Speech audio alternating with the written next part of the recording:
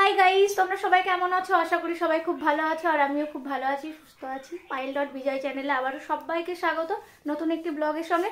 তো তোমরা থাম্বনেল দেখে বুঝেই গেছো যে কি বলতে চাইছি। আর আজকের ব্লগটি খুব ইন্টারেস্টিং এই কারণেই আমি সেটুকু বলছি যে কেন। তো আমাদের প্রত্যেকের পাড়াতেই থাকে, তোমরা জানো যে পাড়ার কুকুরগুলো তো থাকেই। তো আমাদের 3 ঘর, মানে সবার বাড়িতে যে আমাদের পাড়ার, কিন্তু আমাদের এই 3 ঘরে আমাদের লালু, যে আমাদের খুব প্রিয়, সে আমাদের বাড়িতে একটু বেশি থাকে আর কাকিমা যে আমাদের বাড়িতেও যায়। তো ও হঠাৎই আমরা শুনতে পেলাম যে কি আমাদের পাশে আমাদের একটি নতুন বাড়ি নির্মাণিত হচ্ছে, তো সেই বাড়ি চেম্বারে পড়ে যায়। তো শুনে সবারই মনটা খুব খারাপ হয়ে গেছিল। তারপরে আমরা পরিবারের সবাই মিলে ভাবলাম একবার চেষ্টা করা যাক যে কিভাবে ওকে তোলা যায়। তো আমাদের সকলের চেষ্টাতে আমরা সফলও হয়েছি। আর কিভাবে সফল হলাম আর ওকে তুলতে গিয়ে কি কি কাণ্ড না ঘটলো সেটা তোমরা দেখো পুরো ভিডিওটা। আর পুরো ব্লগটি দেখে তোমাদের কেমন লাগলো অবশ্যই কমেন্টে জানাবে। ও তো উঠছেই না।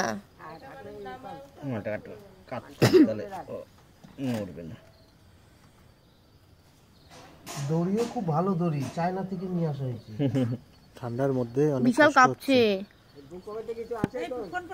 না না, ফোন পড়বে না। বাপাটা আটকে গেছে, দড়ি লাগবে। বাপাটা আটকে গেছে। আরে কি করে ধরছিস? ধরছি তো। বাপাটা আটকে গেছে। রক্ত রক্ত বেরিয়ে গেছে নাকি? এমনি বেরিয়েছে। ওট ওট ওট, আস্তে আস্তে ওট। বাবা রে, ওই দড়ি উঠে গেল। মাথাটা ভিতরে ভরে দে, তাহলে তুলে নেওয়া যাবে। তো মাথাটা এই দড়ি ঢুকিয়ে দাও। মাথাটা এই ফাঁকে ভরে দিক দিয়ে পেটের ভরে দাও তো দাদা। উঠে যেত, কারণ দুর্বল হয়ে গেছে না, অনেকক্ষণ ধরে সাঁতার কাটছিল। দে দে দে, এটাই মুখ দে, এটাই মুখ দে। কি আপছে তো, এটাই মুখ দে। হুম। গলায় ফাঁস ফাঁস হয়ে যাবে না তো? না না, আস্তে আস্তে ওদের সরা দে দে। আমাদের গাড়ির দড়ি আছে না বাড়িতে? এই দড়িতে তো উঠছে না। এ বাই বেশি নেই। সামনে দেখ, এবার ঠেলে দিল ওদিকে।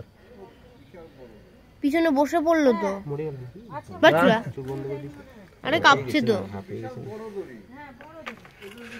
অত বড় দড়ি দিয়ে কি করবে?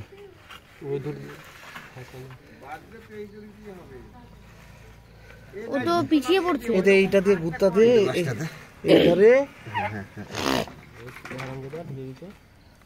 উঠছে উঠছে। এই ঠ্যাংটা ফেল তাহলে হয়ে যাবে। হ্যাঁ কি দড়ি আর ঢুকে কি হবে? দড়ি তো তো পাচ্ছি না, ও তো গলায় ফেসে যাবে। এটা এ তো গলায় ঢুকে গেছে তো দাদা। আরে গলায় ফাঁস লাগবে না।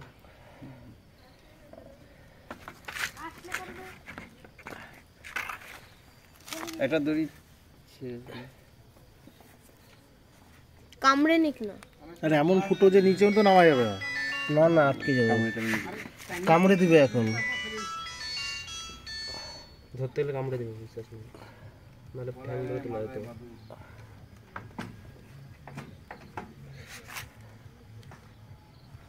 পাশে বের কর, ফাঁস বানিয়ে পায়ে বাঁধিয়ে আটকে নিয়ে তো তুললে।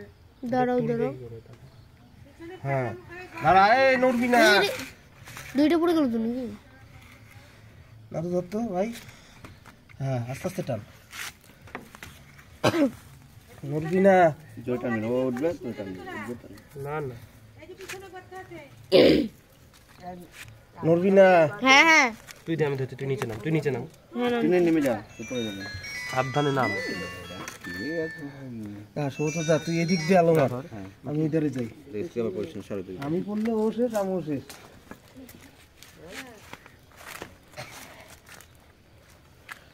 আর বেশি জোরে টানলে হবে না, ছিঁড়ে যাবে। আস্তে আস্তে ধর আস্তে আস্তে। না তুই সোজা, যা।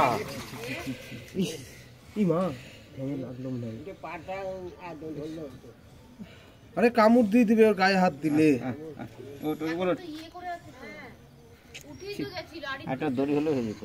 দড়ি আনতে গেছে মা।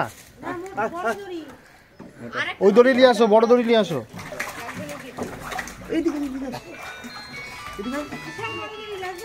নিয়ে আসো। হ্যাঁ, এরকম কাজ কর। এদিকে হ্যালো সৌতদা, একটু পরে করছে, দেরি হবে। মইটা কাট করবো। হ্যাঁ, কোনটা গো? ওটা হচ্ছিল আমি বাড়িতে যাচ্ছি। ফোনটা দাঁড়া, সবুজ দা, আর করবে না, আর করবে না।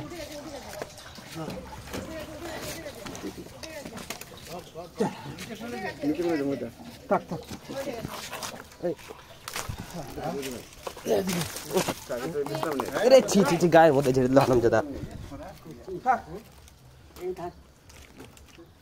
যাও।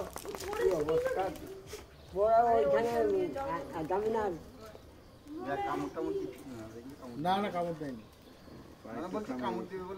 ও না, ও পরে যখন ছুটে গেল মইটার উপর ভালো। ফ্রেন্ড, তোমরা তো দেখতেই পেলে লালুকে আমরা কিভাবে উদ্ধার করলাম। তো তোমাদের যদি এই ব্লগটি ভালো লাগে অবশ্যই সবাই আমাদের এই চ্যানেলটিকে সাবস্ক্রাইব করবে, লাইক শেয়ার কমেন্ট করবে। তো এখন এতটাই, টাটা।